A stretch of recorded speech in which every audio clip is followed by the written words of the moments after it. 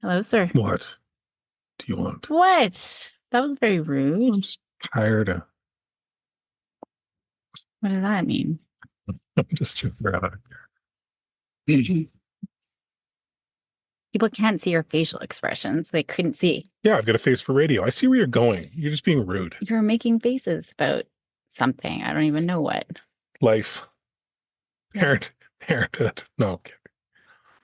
We did pretty good. At? Parenting, being Oh, around. we completed it, have we? Super. No, just being in. So we just came home from New Zealand for listeners a few days ago. So we're pretty jet lagged. So this could be a real tire fire. Be a wild ride. And I've been up since 2:30 in the morning. Shocker. And I have a presentation tonight, so I'll be working till 9. So that's going to go real well. And just to set the stage, she's currently in hoodies and her pajamas. And I have to leave really quick after this. And then come home and post this for tomorrow morning. Anywho, but I'm saying so in our trip, we actually did pretty good. We've been in close quarters, the four of us, for 3 weeks in a foreign country. There wasn't any big blowouts. I did say I was going to fly to Jamaica and annul our marriage at one point. True. That's true. But then laziness took over and I didn't bother planning that part of the trip. Yeah, see, and I told you, don't threaten. Boy, oh boy, are you going to be surprised? You can't follow through on. Well, tell them why. It wasn't even anything bad. Yeah, you're a cheat at cards. You straight up were talking over the table while I was sitting there with Willow about how you're going to cheat to help her to beat me because we just got to be dead. And then, of course, she's like, yeah, we do. And I'm not deaf. Like I could hear you both. Oh, I thought it was me doing the navigation. In 200 meters, turn right. That wasn't what prompted me. That was definitely added to the card incident. 3 days of you doing that for sure. Oh, I thought that was why you were annoyed with me. No, it was because you were cheating at cards. 50 meters, your destination is on your left. Yeah, and then you'd be like, oh, no, I mean, right. That was the part that was the... No. Yeah, you did a couple times. No. You went the wrong way. And then I'm like, see, your navigation system's not working very well for you now, is it? Yeah. You should have had me. No, I should have had a mute button installed on you. I should have. Well, yes. So, what should we talk about? What do you want to talk about? How to abandon your children in a foreign country and not get caught? Yeah, they are really good. We've tried this several times, and they are really good at picking up on. They know. Yep. They know when we're making a break for the car. Yep. Mine's actually gotten really good at it. Yeah, because she wasn't for a long time. I know. And there were some incidents where she almost got left behind. No, it was good. I mean, it was fun. I think it was long. I think the girls were ready to get home by the time we got back. But actually, which does pose the question. I posed it to you when we were on the beach that day, and our children had abandoned us and just gone back to the... It was cold. It's their winter. We're in New Zealand. It's going into their winter. It was not a beach day. 24 degrees. Somewhat cloudy. Very windy. But somewhat cloudy. But and raining. Our children, when we came back, were watching Gilmore Girls on Netflix in a rented Airbnb in probably one of the most beautiful places I've ever had an Airbnb. Mm-hmm. And the blinds were all closed and they were just on their phones and watching TV. Mm-hmm. So the question I asked you on the beach still stood, which was, have we completely desensitized them to the rest of the world? Like, have we almost traveled too much that it's just like, meh, whatever. And they're not appreciating it. And my answer was maybe, possibly, because we don't and I think this is good. Like, I'm just thinking, because I'm going actually right after this to talk about resilience stuff. And we don't take enough time to show appreciation and be grateful for stuff, right? And even in my resilience, as a general statement, you mean? As a general statement, yeah. I don't, for sure us, but I feel like as a society, we are creating these strivers and not thrivers. Right? It's actually from a book, but it's all about the You seem resilience really piece. proud of using that, by the way. Well, it is. We're striving. And I just feel like, well, I've been up since 2:30 striving, right? Trying to get this article, trying to get this done, Well, trying it's to the get that hustle done. culture, right? It's the It is. disease of hustle culture. It is. And Yeah. so, but I think that this relates Hmm. as well. I am going to bring it back Yeah. around just to the fact that, like when I look at resilience, for example, I always come back to that Okinawa uh, woman who I think I've talked about it on the podcast before, but essentially, Okinawa after the World War, there's a dog at the door. So if you hear strange noises, she's wagging her tail and I think the she's door. scratching her face, is what that is. Well, anyway, after the World War, when it was clear that the Japanese did not win, the Okinawans were really where they had like all the suicide bombers and stuff. Like that's Hmm. where they really came out of. And so they were telling their kids, if you see an American, you need to kill yourself because they're going to do horrendous things to you and all of this. And this girl, I know I did tell the Hmm. story, but Yeah. just in case people Yeah. didn't hear it, girl, she saw her family die and was given a live grenade and was told to let go of it if she saw an American, and around comes an American, and she was faced with the choice, and she had her siblings around her, but she didn't. She decided to live, and she is so grateful. Hmm. Right. And so when we look at trauma, and everyone's like, oh, trauma and all of this stuff, we miss on that opportunity to be grateful. And I think that's the same thing here with these things. We take things for granted. We take the beautiful sunset for granted. We take the beach that we only have for one day and the beach house we only have for one day, even though it's not very warm. I was curled up on a blanket on the beach because I was freezing, but we don't slow down enough to be grateful. And I think that that's a huge piece of anxiety and the hustle Well, and taking things, yeah, for granted. well, and I think it just begs a bigger question of what's the point, right? Like, and I don't mean that in a I'm at the end of my rope, what's the point kind of way, but really, what are we trying to achieve, right? Like, yes, I think you need to have goals and you need to have things to strive for, but when the balance tips that all you do is strive for things, I think you lose a large component of, well, I mean, lack of a better term, happiness, right? Like it's, and it is, it's tough to be able to turn it on off once you've turned it on. Once you get into that mindset of go, go, go, go, go, go, or what's the next thing or where are we going or what, you lose the ability to appreciate where you're currently at, good or bad, right? And yeah, you don't have the ability to just take it in, really. Yeah. Well, and the opportunities to appreciate.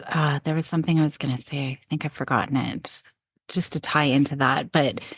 Um, just going to the original question, because I don't want to go too far off here, but I mean, it ties in with the resilience as well, that they don't have the opportunity to be with their emotion and to be with the situation. But the same thing here with the appreciation for traveling. I mean, I think you had the same childhood in terms of that I did, in terms of there was no traveling. It was packing up in a car. And at the time, there was no Ford Granada, seatbelt cross country. laws. So I could lay in the trunk of the car and yeah, like 3 or 4 days going across Yeah, Canada yeah, to Port Coburn, yeah. Ontario, right? Like just the middle of nowhere, St. Catharines or something like that. And so when I got to go traveling, it was on my dime. So you better bet your bottom dollar, I was filling that time to the max. And I'm still like that when we go on Hmm. trips. I cannot just sit in an Nope, Airbnb. I'm like, nope. we gotta go see because it's expensive. And with kids, they don't when we're serving them everything on a silver platter, and this is where it ties in with resilience too. When they're just given everything, there's, a certificate of participation and every travel trip and this. We have created an entitled, generation. Mhm. And not that they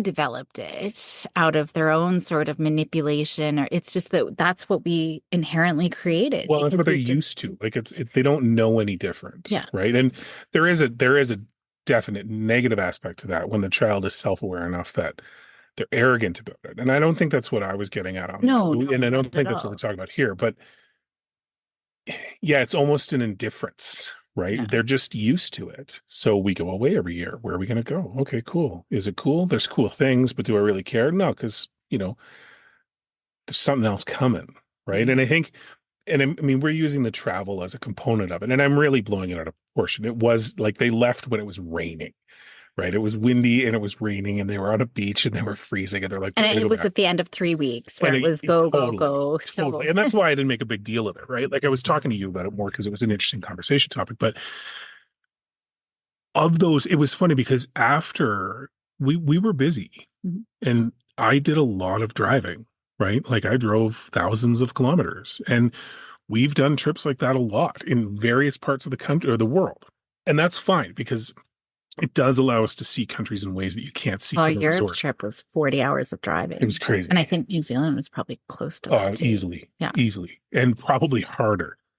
For those that haven't been to New Zealand, there's only one spot that we found in both islands that weren't a single lane highway both directions. That didn't wind every Oh, 2 meters at dude, 35 all kilometers three an hour. girls were ready to vomit most of the trip because it's windy. But um, it by the time we got to the Coromandel, I was I was ready to turn off. Not more because I needed to recharge, but also there's a component of trips that had I not sat on the beach after they left, I had a full 45 minutes to an hour to myself to just literally watch the waves and take in what is one of the most spectacular places that we've been in the world. Like it's a beautiful place. Mhm. And I think that's the piece. It's not that I feel that we shouldn't be trying to see as much as we can. I think it's trying to inherently build in moments, and we've talked about this in other contexts, moments of stopping, just I sound like a self-help book, but being present in Just being wherever it is, present, yeah, right? and And enjoying then that moment. and it was interesting because a lot of times when I do that, I'll have music going or I'll have a book or I'll have some sort of distraction. And I made a conscious effort in the Coromandel to not do that as much. Like I still read and I still listen to music, whatever. But there were large stretches where I just sat and I sat there with the noise all around me of the ocean and the waves and the birds and whatever else. And it was interesting because and I think you struggle with this a lot. Like at the beginning, my mind is just going, going, and going, and going, and going, and going, and going. But over time, it's almost like the sound of the waves just beat that out of me to the point where I was just literally, I'd snap back every once in a while and have a thought, and then it would go away again. And it was nice. It was really nice. And I think that to me is more of what I want to make sure that we're trying to incorporate a bit more, right? Yeah. And it's funny because Willa made a comment on our walk last night about how she loves this house now. Mm. And because the house is fine, it's not It's spectacular. old and falling apart. It's not falling apart, but it's older. But we've made it, and we've talked about this again too. We've made a conscious effort to start making improvements and put our own personalization on this place, right? And she, up until now, has always said, "I wish we were in the Langdon house. I miss the Langdon house. I love the Langdon house." She Which doesn't is say where that. she was born. Yeah. Yeah, which she doesn't say anymore. But it's one particular part, which is the library we've talked about, And her room. and her room, Yeah. because both are quiet spaces. Maybe not her room. Her room is a bit Oh, more. it's, yeah. I was Well, in there last night. It was quiet. She's got all these pillows and it's true. She does have some she's relaxing, but calm. again, it's building out those spaces so that you can appreciate the other stuff and be able to frankly manage the other stuff. I think that to me, my own takeaway was the Coromandel. I came back feeling I was tired by the time I got back, but I wasn't like when we left, I was stressed. I was stressed about a lot of things. And by the time we came back, I wasn't, even though we were up early, we were driving, we were this, we were that. Those final few days of just nothing. It's incredible. And I think that's a skill that I don't practice enough. Well, and I didn't. Like I still worked 5 or 6 hours every day. those days. So, but that is it. I mean, that's one piece of this Yeah. that I think I want to make sure people hear is that mindful, present appreciation, just being, Yeah. right? In whatever it is, even if you are working, but it's being with that. But for me, the other piece is also the greater appreciation when we work for it. Yeah. You know, like even I just think of video games, right? One of the most reinforcing things about video games, yes, there's stimulation and things Yeah. like Yeah. that, whatever. But one of the most rewarding parts of video games for the brain and the ego, everything that we want our kids to be tapping into, that intrinsic motivation, it's that yes, when they beat the next level. Yeah. I did it all by myself. Yeah. Nobody helped me. And I achieved this. And it's not even when they do achieve it, it's the anticipation that they're going to do it again. They're going to Yeah. work hard and they're going to do it again. Right. Yeah. And so I think that there's a piece of that too. And so it still comes down to appreciation and gratitude as Totally. well, but in a different sort of context. So the mindfulness, the appreciation, gratitude, all of that, just being, but then also giving our kids the opportunity to do hard things without us jumping in and helping, even giving them the opportunity to try in the first place, Mhm. because we don't. Mhm. And then when we do, we're jumping in. Oh, do this. Oh, oh, ah, Yeah. ah, ah. That's a So, hard one. Yeah. so they're never ever feeling, yes, look, mom, look, dad, look what I did all by myself. Yeah.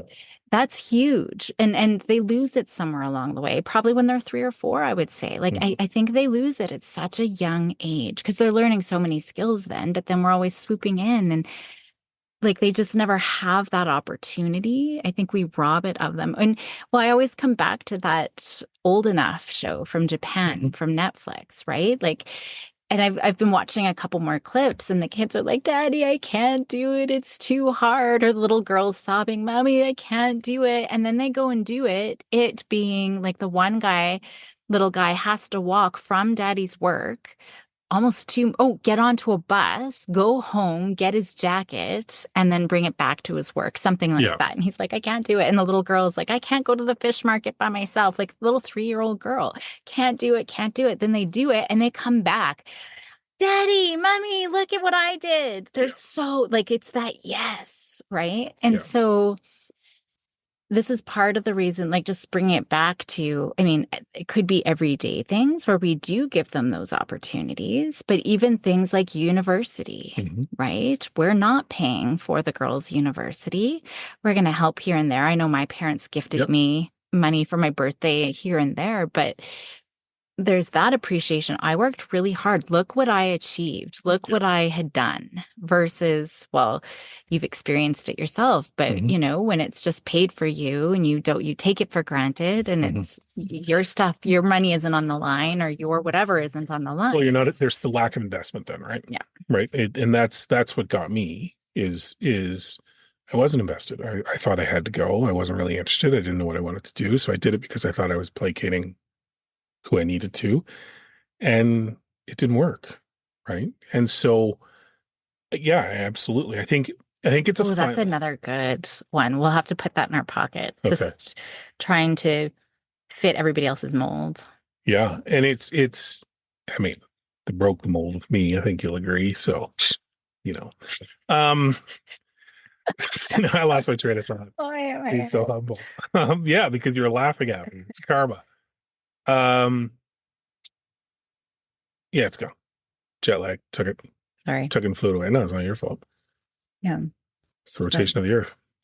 So allowing them, so I guess those are the two pieces, Yeah. right? The gratitude, but then also the working hard and the Well, anticipation of achieving something on their own. perfect example is Maya, right, in her car. And it's yes, we help her with her car, right? It's not that, we're not super hardline about it, but we didn't buy it. No. Right. I've helped her make sure that it's roadworthy, but she paid for the most of it. And recent repairs that weren't expected, she's paying us back. Right. Like, and I think that's where I was kind of going is there's a balance, right? Like I 100% agree with you that there needs to be the ownership and the investment so that it's a motivator and you get that sense of accomplishment. But there's also opportunities, I think, and you got to pick and choose them because it can very quickly become too much. But to figure out a way to provide support without making it a handout, if that's the way, you know what I mean? Like, and I think it applies to a lot of And different support the situations. things that are important Yeah. to them Yeah. rather than forcing them and expecting them and then paving the way and paying the way, Yeah. right? Like those are two different things as well. Totally. And even with the car, like because like that is her investment. She loves that car and Oh, takes yeah. such good care of it Yeah. and right, like spends time in it. She just loves it. Versus we see her with friends who were just given cars and they Hmm. drive it to the ground and smash it up and don't even care and just expect the new Yeah. one right the Yeah. next day, right? So Yeah. I think you're right. And I think and it's funny because I think, yeah, it's as a parent, you want your kids to have a good life, or you should, and maybe not all parents, but you want them to have a good life and you want them to have things that you didn't. But I don't think it's about handing it to them. I think it's about creating the opportunity or the interest on their part. And I think that's the more important part, right? Like I hope that we've instilled a sense of worldliness with the girls where they appreciate down the road, maybe, and I don't expect them to have an immediate appreciation for it. Like they're teenagers, right? mhm. Like there is a level of expectation of, fridge is always full, house is always warm, everything I want is kind of in that place, and we go away on a trip. Like I get it. But later in life, my hope is that they would see what we were trying to do with that in terms of put them to places they're not comfortable, show them different things about the world, teach them things and how to manage that and in a positive way that they got to experience different things. And I think that's the core of if the opportunity is there to let them do it and learn to appreciate it, be it immediate or down the road, then take it. Right. And just check in every once in a while. Are you handing too much stuff over? Right. Yeah. And I think having them involved, even with finances for stuff, I think Mhm. that can be a really valuable lesson, even if they're not paying for it themselves. So, for example, on our trip, not gonna name names, but somebody booked a flight to the wrong destination, and we didn't know until we had already checked in. We're putting our bags on, and one of the girls is like, I thought we were going to Wellington, not Auckland. So, in a scramble, one of the girls helped me rebook Mhm. a flight and it was leaving in half an hour. So we did not have much time to get it. But she was there and saw how much we lost on the other one and Mhm. how much more we had to pay on the new one. And she was just like, oh, mommy. Right. And Yeah. then she was really cautious, just like, okay, we got to be careful for dinner tonight. And I think just knowing, well, even taxes, we were Oh just yeah. We were talking talking about the taxes last night. last night with Yeah. Maya and she's like, "What? You have to pay how much money?" Mhm. Oh my goodness. And so it's just an eye opener. Like I think they don't have enough worldliness in that way, just knowing how much things cost. And I do think sitting down and like I want to do our get back into Mhm. budgeting and do like have the girls involved in Yeah. that so that they can see, look, there's insurance, there's utilities, there's groceries, there's the dog's meds, there's your meds, there's all of these things, right? And Yeah. I think that is just really helpful just for setting them up for success, Well, and like I think it's success I think it's a later good on time to have too. those conversations because yeah, it's with Maya moving on to university, those things are going to come at her pretty quick now, right? The obligation is not entirely ours. Again, we can help, but it's not on us. She's going to be an adult. She's going to have to manage it. She's going to have to learn about it. And she has, I've noticed in the past few months, taken an interest in asking questions about that, right? Like Mhm. Willow, I don't think cares. As long as she's got enough to go to Safeway at lunch with her friends and buy whatever Pringles based snacks she wants to eat, then she's fine. Although she's been talking She about yeah, putting more money in her she has. savings. I'm And she just actually has joking. more savings than Maya Well, does. because Maya blew Yeah, it in the car. yeah, that's true. That's true. But yeah, I think I'm on the same page. Like I think it's that exposure and I think it's that opportunity to understand that there's a give and take to everything, right? We chose to invest a lot of time and money and energy into travel because we see the benefits of it. But yeah, it's important for them to understand that it's not easy, right? There are families that aren't in a position to do that and that's the sort of gratefulness and appreciation I hope that they take away with them down the road. And again, I don't expect it right now, but when they look back upon it and see they have friends that have never left the city, Mm. right? They have friends that it is a big event to fly somewhere, and it's become so commonplace in a weird way for our kids.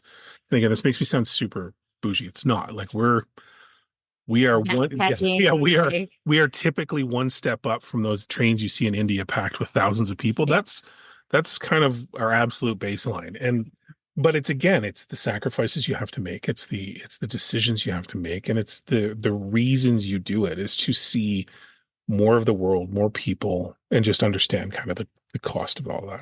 yeah. Yeah. Well, even meals, we only ate out at a restaurant once the whole trip. Yeah. That was our first night in. Yeah. We're starving. And Yeah. at the end of the week, we ordered in a couple of things just because we were on the road every night. But Yeah. that was because I was working Yeah, that too. was your work So, week. And that was it, right? Like, and even they were coming back on, no, I'm good. I don't need to have breakfast. I don't need to spend that much. I've got stuff here. Like they were yeah, figuring out that, it's not necessarily, it's sure. There's some event meals and foods that you want to try, like when we're in Italy and stuff. But yeah, you don't need to go pay $35 New Zealand for a buffet breakfast at a hotel. It's not worth it. no, exactly. Alrighty. Time to get out of your PJs and be an adult. I think so. There was something else I was Uh, going that to say. sounded that sounded dirty. I didn't mean it like that. I meant it like, I have to go put on professional yes, you have clothes to go leave the house and be to a go doctor. Yeah, you present. got to be the doctor. Um, Again, nope, that came out wrong. That's not what I meant. All right. alrighty. Good day.